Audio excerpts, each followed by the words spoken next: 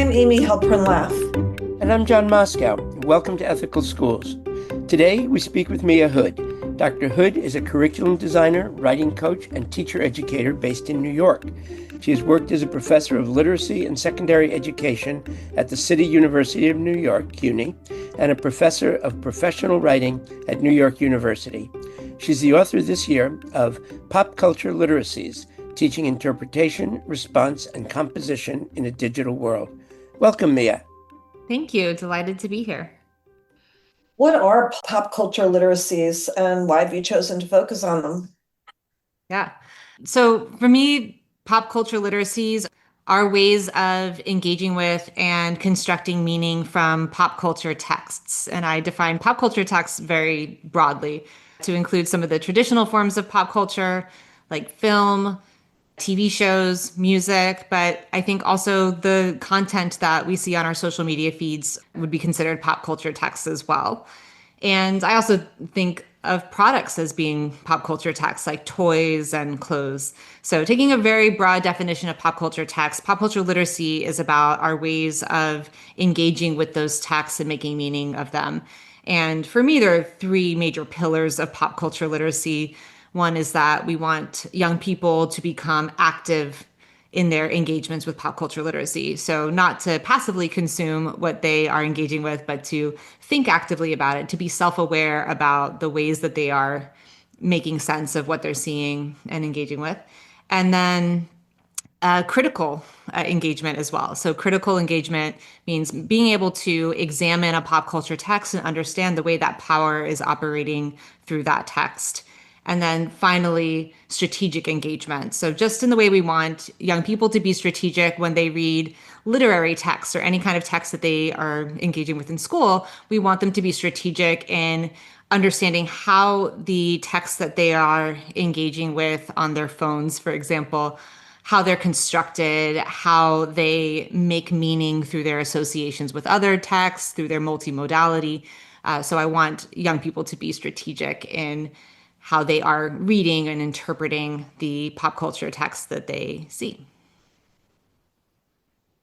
You've said that schools have an ethical duty to help young people to navigate the world as it is.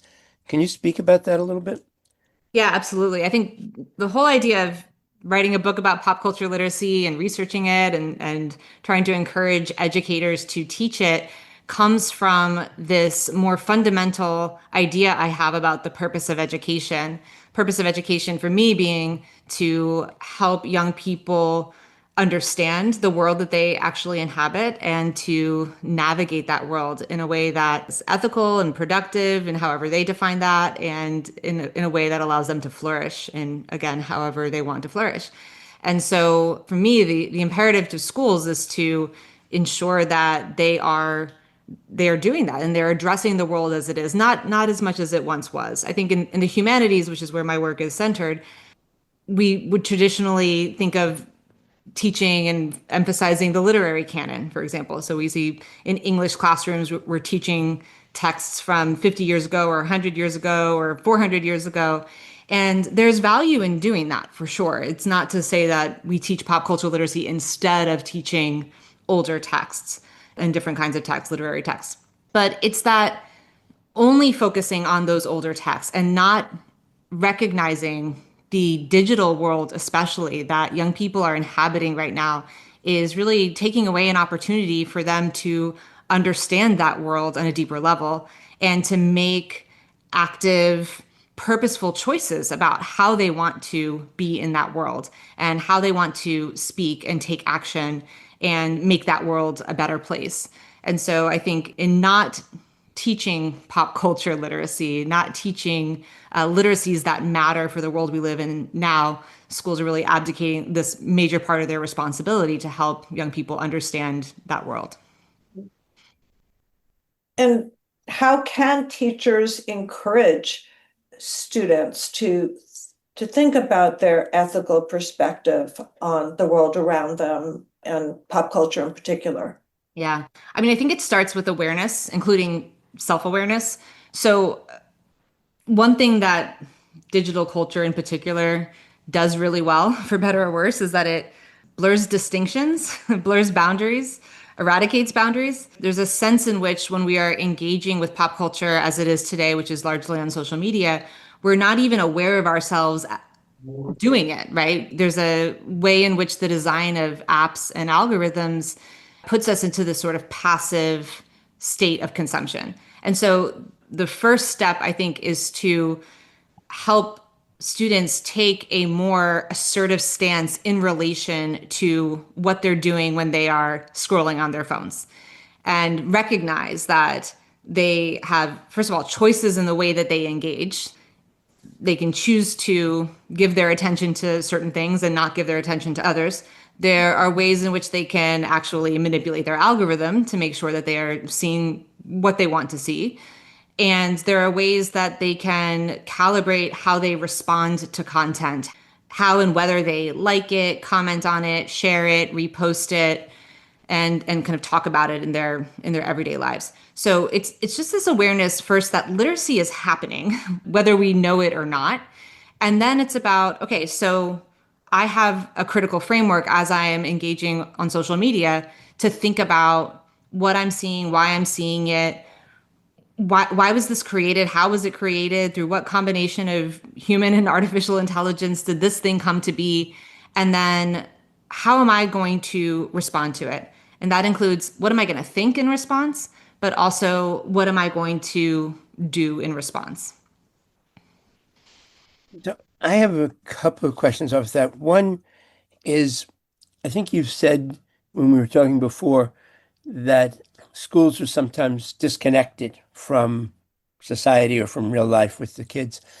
But how do the kids respond? How do young people respond when you start talking as an academic with them, as a teacher, about their pop culture? Because I suspect that they may also separate the worlds of school and the rest of their lives. So, what kind of responses do you get when you start asking them these kinds of questions? That's a really important question because I think that there's a variety of perspectives on whether or not pop culture literacies, which I see as a subset of home literacies, whether they even belong in a school setting. And if they do belong, to what purpose, to what end? So, what I would say first is that that's something that has to be negotiated between teacher and students. I think if you as a teacher are going to say, oh, I know my students are really into this one thing. There's a meme or there's some sort of like clip that's gone viral or something that I've heard of. I've caught wind of this and I want to bring it into the classroom. I think as a teacher, just like bringing that in and kind of dropping it on them and saying, okay, now we're going to do a critical analysis of this. I don't think that's the way to go because for many reasons, one of which is as a teacher, as an adult, if you were stepping into youth culture, you don't know as much about that thing as your students do. Like they have a lot of knowledge and context that you probably don't have. And so when you are positioning yourself as a teacher, somebody who's in power, somebody who gets to be a gatekeeper in that classroom space, as like, I am going to kind of impose this on you, you don't even understand, you can't possibly understand all the implications of that. And I don't even know if that kind of approach is going to make sense in terms of leading an analysis of something that you potentially don't have that context for. So I think as a teacher, it can't be the way that we select Of Mice and Men or Frankenstein to teach. We can't be the curator, the one who is selecting the actual examples to teach. The way that I've approached this with young people in the past, and I teach in the summers in this terrific program called Thrive. I teach really talented rising high school seniors, and this is always the opportunity I have to try out some of these ideas and just be in awe of the talent and the intellectual riches of young people. What I do is early in the session, I will ask students to share with me, like, what are some of the kinds of pop culture things that we could use for analysis in this class? And I give them a really wide range of options, right? Like I ask them about memes or films or songs or music videos, like anything that they are engaging with that they like at the moment. And I'm specifically telling them for analysis, like this would be the purpose and we would be doing this together. So share with me what you want to share with me. That's the first thing, so that they can have some things for themselves. They don't have to share something when I ask them that question that they don't want to share and they don't want to engage with academically. That's fine. The second part of it for me is this question of how I'm going to facilitate this work with the thing.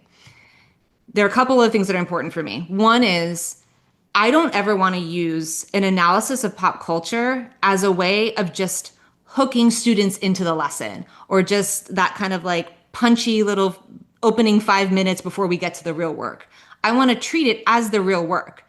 And I want to frame that for students. Like there's an imperative that we have as citizens, as human beings, as inhabitants of this digital culture to understand it. And so we're going to take this seriously right now. And some of these things that we're learning about, whether it's postmodernism or post-colonial theory or Marxism or whatever kind of theoretical frameworks we've been working on, we're going to apply that to these examples with a lot of seriousness because these examples matter because this is what we are swimming in. This is what we are inhabiting. And then the third thing is that sort of reflective humility as a teacher to know that I don't have the ultimate reading of this text. Now, I am by disposition an English major, and I just love critically analyze. Like, give me anything and I'll critically analyze it. And I would love to stand up in front of the classroom and say, here's my critical analysis. Give me an A+ on this. But I have to recognize that every person who's looking at that text is coming with their own web of references and also personal experiences and values and beliefs that they are bringing to that reading. And what's much more important than arriving at the definitive reading is to have self-awareness about what are we bringing to this text and how are we all analyzing and understanding it differently. That's where I think there's a lot of richness and a lot of interest in the conversation. So for me, again, I think both parts of my answer, now that I think about it, both parts of my answer are like deferring to the students. As a teacher, you have an important role of cultivating the habits of mind, teaching what those guiding questions might be, expanding their perspectives. That is your role. But when it comes to how we incorporate something that feels like it belongs outside of school into school, I think you've got to defer to the people who know best and who have the most skin in the game and have the most at stake. You discuss critical literacy with particular emphasis on readers or other consumers of pop culture's roles as text analysis. What do you mean by this, and why is it so critical? So there are a lot of different approaches to text analysis, whether we're talking about a traditional literature class, ELA or English class, or we're talking about pop culture literacy, or even we're talking about the way we analyze art or music. There's lots of different approaches. There's one level, which I think is the one that's been most emphasized in schools, which is I am going to look at my reading of this text as an engagement with a brilliant mind, right? And I want to understand how this brilliant mind created this text. I want to identify individual choices they made in how they constructed it. And I want to appreciate and admire those choices and the way that all these different elements of the text work together to convey a certain message, meaning, theme, idea. And I think there's value to that. There's nothing that I'm going to say, this is the traditional way and there's no value to it. Like, I think there's value to doing that. I think that only enhances the pleasure of engaging with texts that we love, to be able to break them apart and see how they work and how they work to produce certain ideas. But that's one kind of analysis. For me, critical analysis is not as tethered to the intentions of the person who created the text. So it's no longer about, let me understand this person's genius and their brilliance in putting this text together, but let me think about what other forces might have been at play in the construction of this text and also the circulation of this text and the reading of this text that the person who created it might not have been aware of at all, right? So that might be looking for ways in which different people or perspectives are centered or marginalized in the text. It might be looking at what are these unexamined assumptions that this text is carrying about, who people are, the way the world works. It could also be about how this text is positioning different kinds of people and different kinds of viewers of the text and thinking about questions like who's an insider in this text, who's an outsider in this text. So these are all things that a creator of a text is not necessarily actively thinking about and imbuing their text with these elements. It's more, how is this text an artifact of a sociocultural context in which it was produced, and what does it reveal about that context?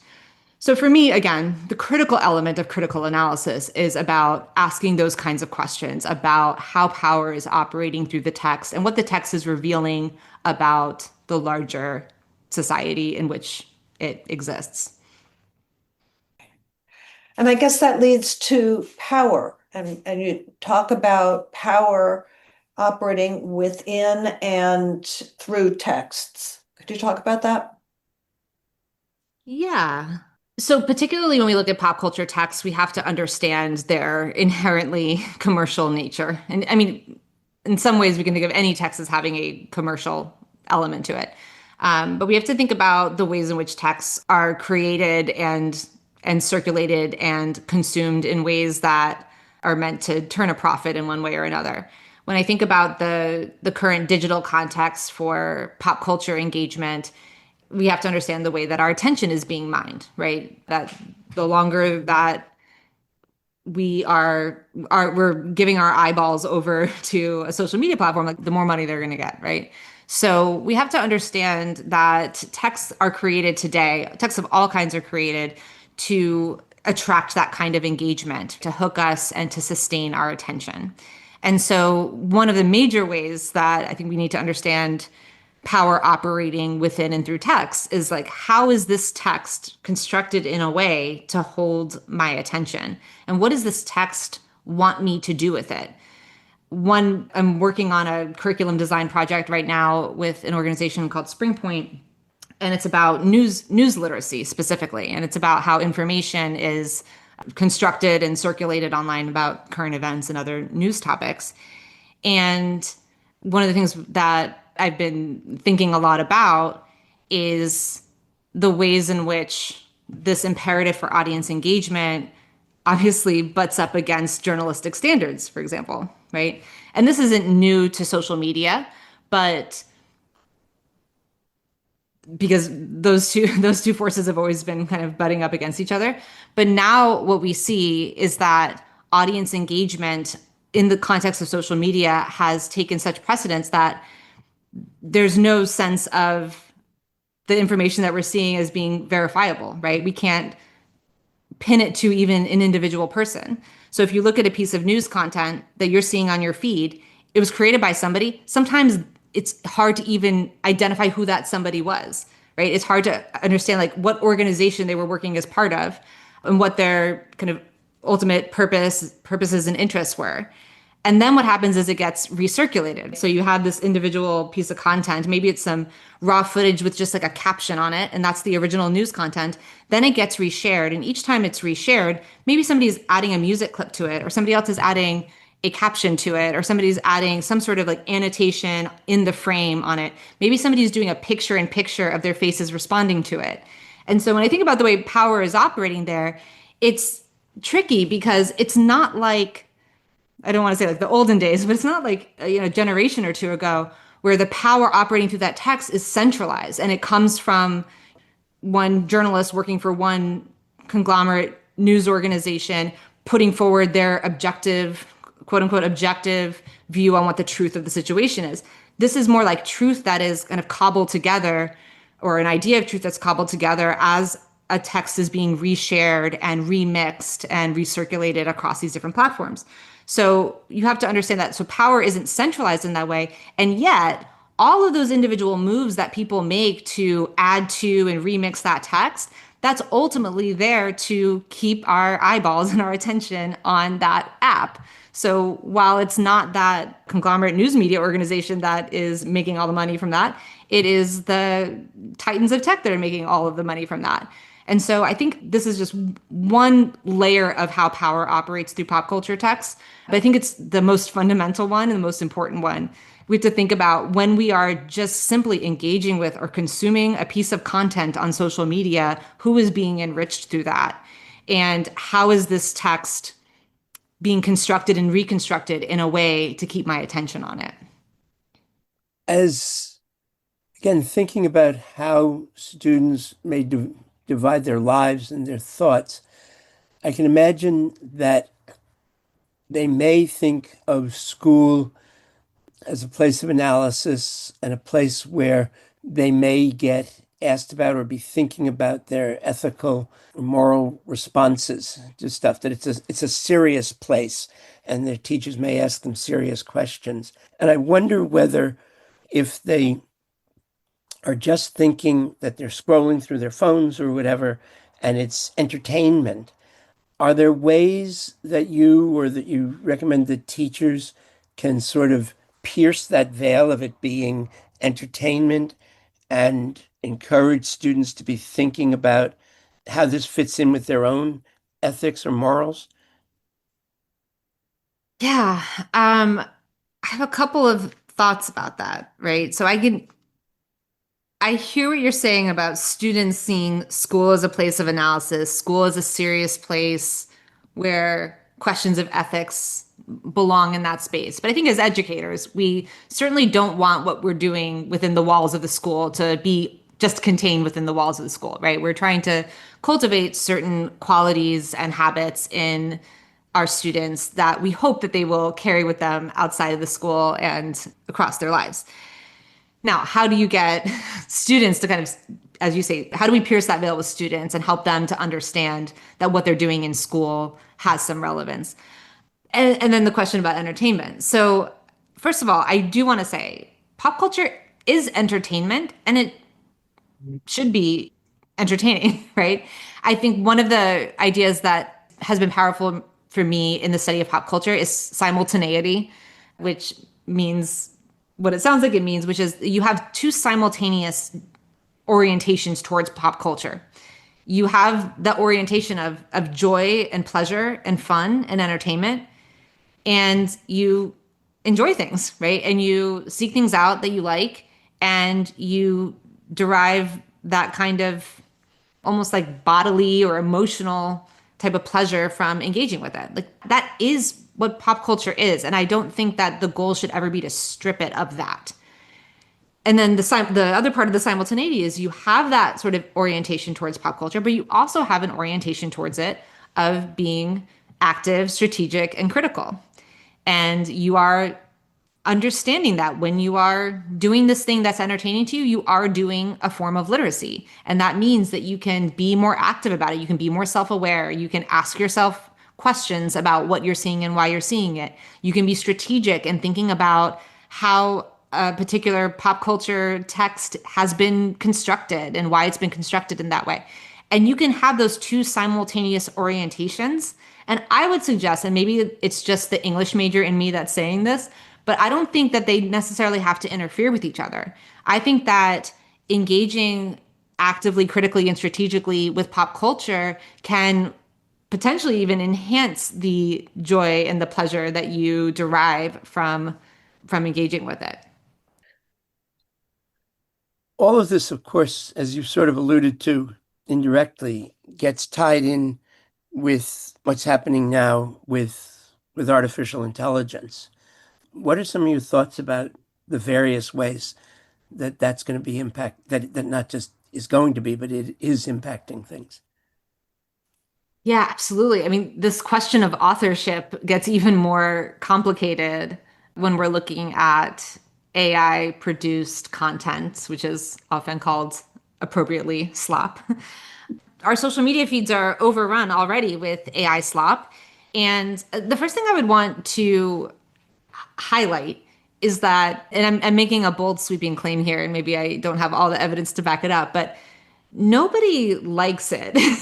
I'm not hearing from teens that they are encountering AI slop on their feeds and thinking it's like so entertaining and funny and engaging. It's not something that I'm hearing people actually really like. And I think that for me, when I think about what I want to cultivate in young people I teach, I want to cultivate also taste. And taste means that you have some sort of discernment about what you're looking at and whether it's high quality or low quality.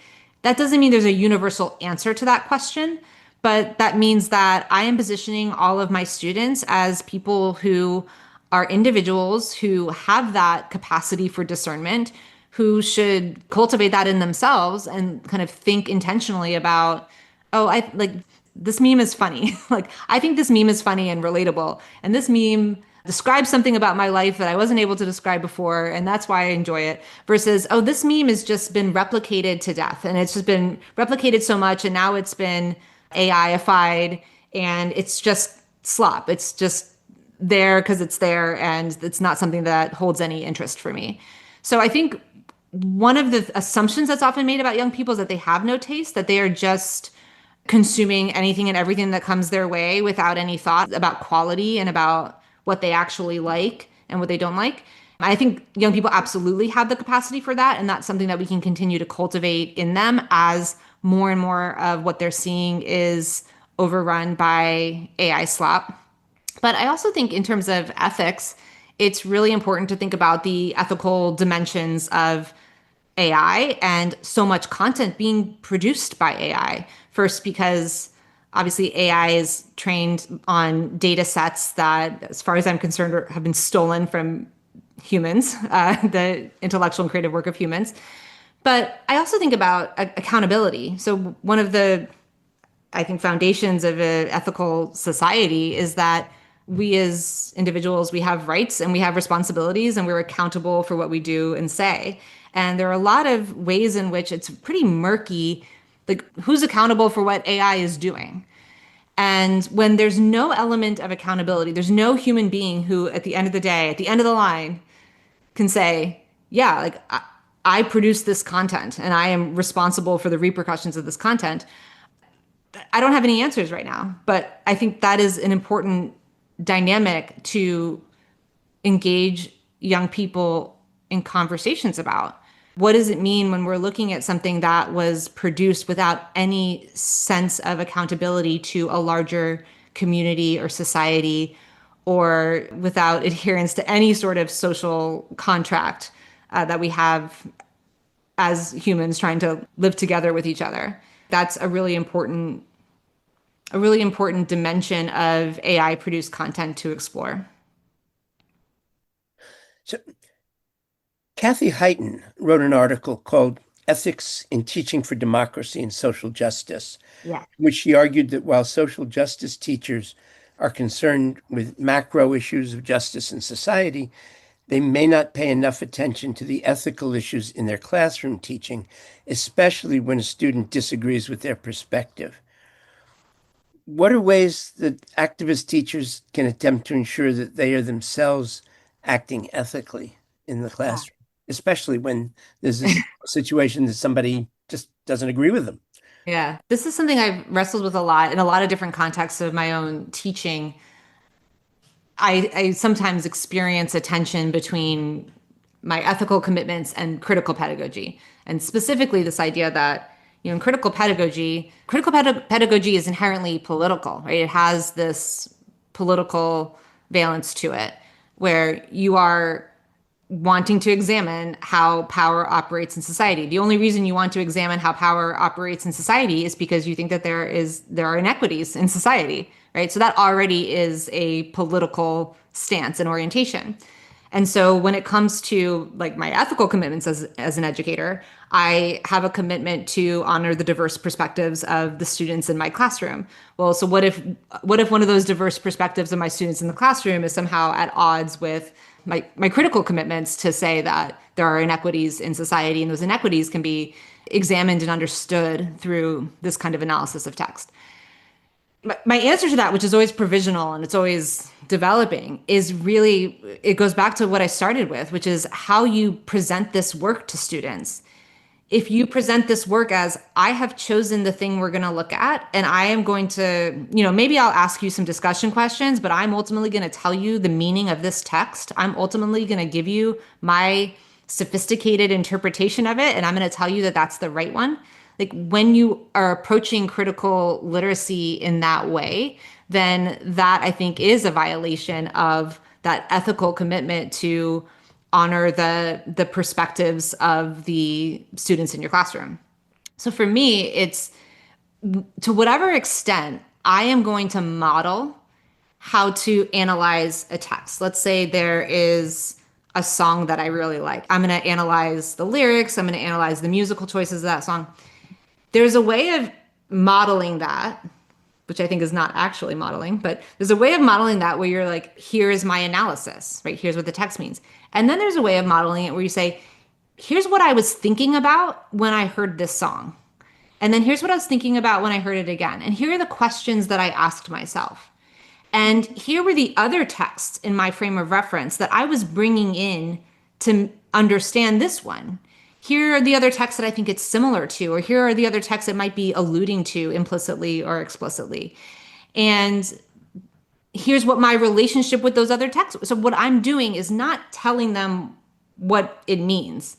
What I'm doing is showing them my process of meaning making and then inviting them to do the same.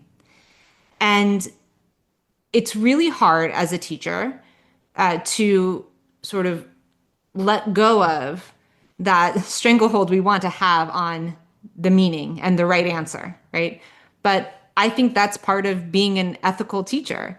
It is recognizing that there are however many humans in the room who all have equally worthy perspectives, values, experiences, frames of reference that they are bringing to the analytical work. And my job as a teacher, I'm not saying I don't have any job as a teacher, but my job as a teacher is to model that form of inquiry and reflection and analysis and show what that looks like for me, but really convey that that is just one example of what that could look like and invite and celebrate the kind of diversity of thought processes and strategies that everybody in the room is bringing to the text. So when you're working with memes or songs that some might find offensive, do you get any pushback from parents? In my particular context, I haven't, because I teach in this, when I teach young people, I teach in a context of very specialized summer program. So there isn't that.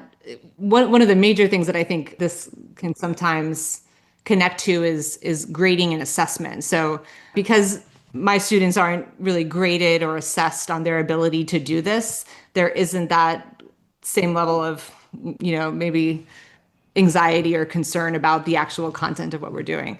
I would say that I've received other forms of pushback from other teachers or people who I've been engaged with on this work about appropriateness and what we're holding up as an example. And I think where that comes from is it comes from this traditional idea of whatever it is we are looking at, talking about in schools should be something we should be admiring, right? It comes from that old idea of the literary canon, that these are great works. And the purpose of our analysis and our interpretation is to recognize how great they are and why they're so great. So if you come at it from that perspective, you would say, okay, well then, yeah, absolutely. There would be a problem with holding up a lot of the stuff that I'm saying that we should analyze because I don't think that it holds up, right? I don't think it holds up all the time. Sometimes it does, but it doesn't always hold up in terms of quality. And it certainly doesn't hold up in terms of the like ethical credentials of the people who created it. So my first response to that concern is about that. Just to remember, we're not just incorporating these texts to admire them and to communicate that the people who created them are brilliant geniuses. We are really looking at it from a more critical lens. And then in terms of just the practicalities, though, and these are the practicalities I was saying that I don't really have to deal with very much, and I'm fortunate to not have to deal with them, but the practicalities of appropriateness and how different school communities and how different families might define appropriateness differently, I would say that the answer to that question for me is always about communication. Just as I said at the beginning of my summer session that I do with teens, I ask them for the pop culture examples. If I were doing that in a context of a traditional school and parents and families were involved in the schooling in the traditional ways, that list would also kind of go out to parents, right? Like I think that there should be open communication about the different things that we are bringing into the school, and parents and families should be able to weigh in. I also find that because pop culture has so proliferated, because there's so much of it, I don't think that there's any particular need to look at things that if it's going to feel like it's going to make certain students uncomfortable, or it's going to be in some fundamental way at odds with their values or their family's values, I don't think I would die on the hill of like, we have to look at this thing, because there's just so much else to look at and there's so much else to analyze. And so I really think it's about communicating with the students and communicating in that more traditional school setting with families as well. Thank you so much, Mia Hood, author of Pop Culture Literacies. Thank you very much for having me. And thank you, listeners. If you found this podcast worthwhile, please share it with your friends and colleagues. Subscribe wherever you get your podcasts and give us a rating or review. This helps others to find the show. Check out our website, ethicalschools.org, for more episodes and videos, and to subscribe to our monthly email newsletters. We post annotated transcripts of our interviews to make them easy to use in workshops or classes. Contact us at hosts@ethicalschools.org. We're on Blue Sky, Facebook, Instagram, Threads, and LinkedIn. Our editor and social media manager is Amanda Denchi. Until next time.